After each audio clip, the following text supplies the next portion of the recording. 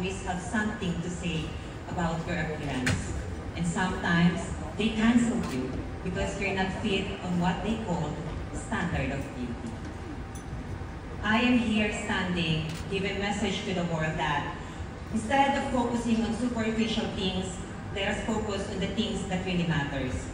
Yes, science can alter appearances, but our mind, our heart, and our soul can never be altered by science. Kindness and empathy is a thing that makes us more beautiful. Because for me, beyond beauty is something that more than meets the eye. This is the light that makes you brightest among the rest. Thank you.